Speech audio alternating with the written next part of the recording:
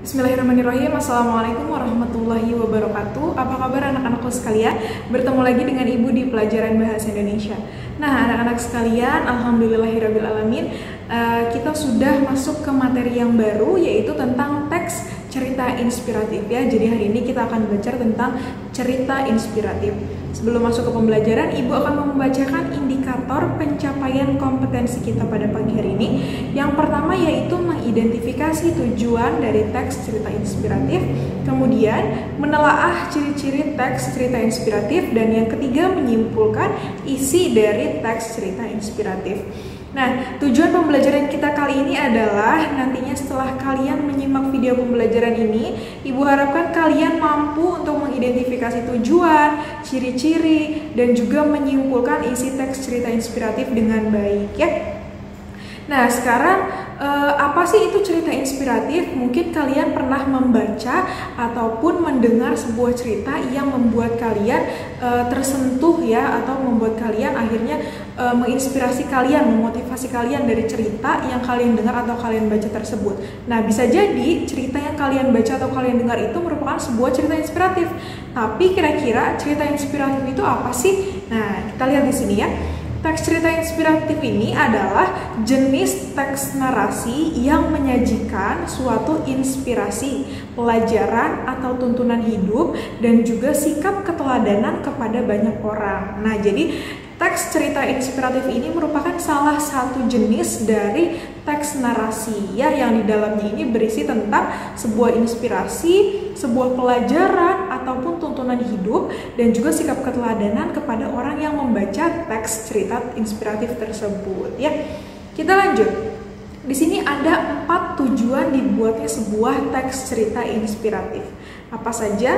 Yang pertama, cerita inspiratif ini diciptakan untuk menggugah perasaan pembaca ya, untuk menggugah perasaan pembaca tentang apa yang disampaikan di dalamnya.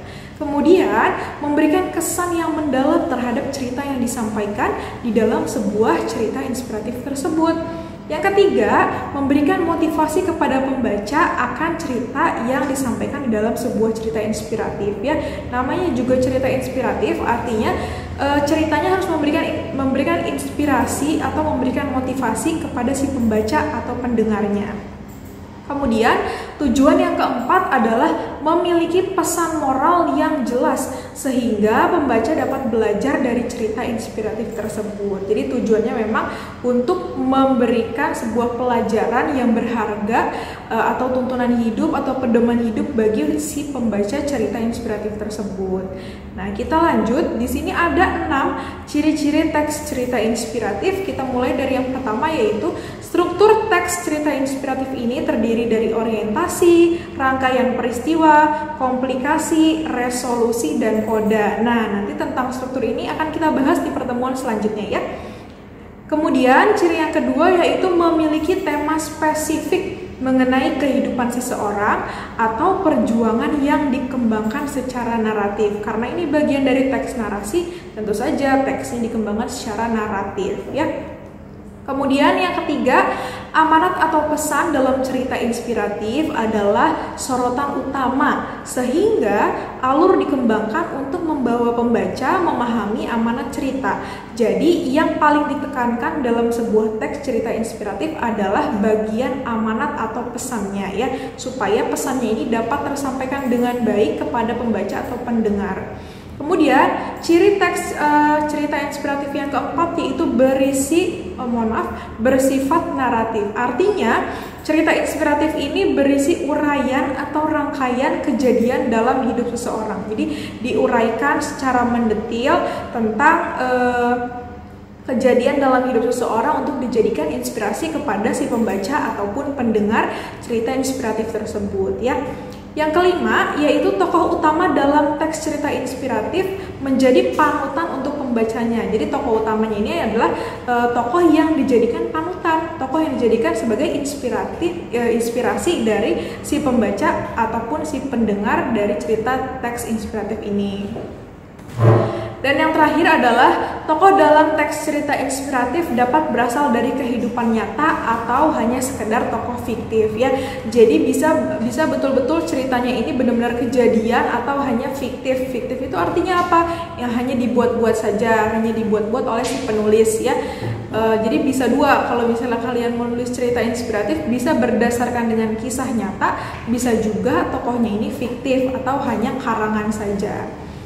Tidak ada masalah ya untuk tokoh. Kemudian ini materi kita yang terakhir, yaitu menyimpulkan isi cerita inspiratif. Nah, kesimpulan tentang cerita inspiratif ini berkaitan dengan pemaknaan kembali maksud cerita. Jadi kalian maknakan kembali apa sih maksudnya, apa sih isi dari si cerita ini, memberikan pelajaran tentang apa sih cerita inspiratif ini. Nah, kemudian hikmah yang terkandung dalam cerita inspiratif ini kalian ceritakan kembali menggunakan bahasa kalian sendiri. Tapi tentunya tidak boleh keluar dari isi ataupun cerita yang ada di dalamnya.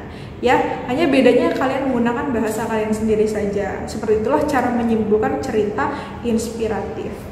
Nah, anak-anak, Ibu sudah menjelaskan tadi tentang pengertian, kemudian tujuan dan juga ciri-ciri dan bagaimana sih cara menyimpulkan isi dari teks cerita inspiratif.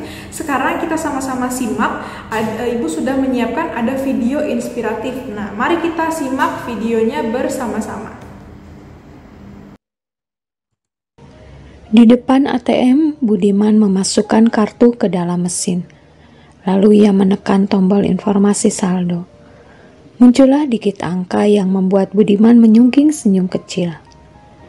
Budiman menarik sejumlah uang dalam bilangan jutaan rupiah dari ATM. Pecahan ratusan ribu berwarna merah kini sudah menyesaki dompetnya. Lalu, ada satu lembar uang berwarna merah juga bernilai 10.000 yang ia tarik dari dompet. Uang itu kemudian ia lipat kecil untuk diberikan kepada wanita pengemis yang tadi meminta tambahan sedekah.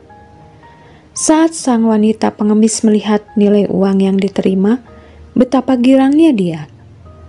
Alhamdulillah, alhamdulillah, alhamdulillah. Terima kasih Tuan, semoga Allah memberikan rezeki berlipat untuk Tuan dan keluarga.